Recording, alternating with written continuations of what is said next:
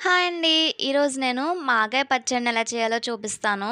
దానికోసం 15-20 మామిడికాయలను తీసుకున్నానండి. వాటిని బాగా వాష్ చేసిన తర్వాత తొక్క చెక్కుకొని చిన్న చిన్న ముక్కలుగా కట్ చేసుకొని ఎండలో తడారేంత వరకు కూడా ఆరబెట్టుకోవాలి. తర్వాత ఆ ముక్కల్ని ఒక గిన్నెలోకి తీసుకొని పక్కన పెట్టుకోండి. తర్వాత హాఫ్ కేజీ వేరుశనగ నూనెని ఒక గిన్నెలో తీసుకుని వేడి చేసుకోవాలి. అందులోకి 10-15 పొట్టు ఒలిచిన వెల్లుల్లి రేకల్ని వేసుకోవాలి.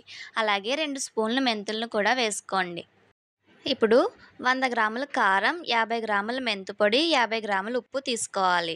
మీకు ఇలా గ్రామ్స్‌లో కన్‌ఫ్యూజ్ ఉంటే కనుక ఒక గ్లాస్ తీసుకోండి. అందులోకి ఫుల్ గ్లాస్ కారం, హాఫ్ గ్లాస్ మెంతిపొడి, హాఫ్ గ్లాస్ ఉప్పు తీసుకోవాలి.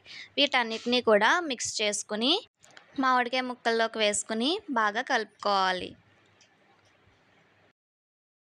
ఇలా కలిపి పెట్టుకున్న మామిడికాయ ముక్కల్లోకి వేరుశనగ నూనెని, వెల్లుల్లి రేకలని, అలాగే మెంతుల్ని కూడా వేసుకోవాలి. నూనె చల్లారిన తర్వాత వేసుకోవాలండి ఇవన్నీ కూడాని. వేసుకున్న తర్వాత బాగా కలుపుకోవాలి. ముక్కలన్నిటికీ ఉప్పు, కారం, ఆవపిండి అన్నీ పట్టే విధంగా బాగా కలుపుకోండి. కలుపుకున్న తర్వాత మీరు పచ్చడిని ఎందులో స్టోర్ చేసుకోవాలనుకుంటున్నారో అందులోకి అడుగున 3 టేబుల్ స్పూన్ నూనెను వేసుకోండి. పచ్చడిలో కలిపిన నూనె వేసుకోవచ్చండి. పచ్చడిని అంతటిని కూడా నేను ఇక్కడ ఒక గాజు సీసాలోకి తీసుకొని స్టోర్ చేసుకుంటున్నానండి.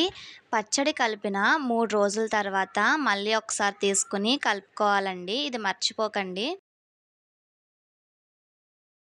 మిగిలిన పచ్చడిని ఒక గిన్నెలోకి తీసుకొని స్టోర్ చేసుకుంటున్నాను. ఇలా ఏదన్నా బౌల్ ఉన్నా సరే తీసుకొని స్టోర్ చేసుకోవచ్చు.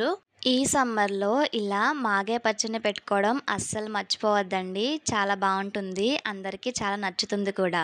అలాగే మన ఛానల్‌ని సబ్స్క్రైబ్ చేసుకోండి. కొత్తగా చూసేవాళ్ళు ఎవరైనా ఉంటే బెల్ ఐకాన్ క్లిక్ చేయడం కూడా మర్చిపోవద్దు. మీ ఫ్రెండ్స్ అండ్ రిలేటివ్స్‌కి షేర్ చేయండి.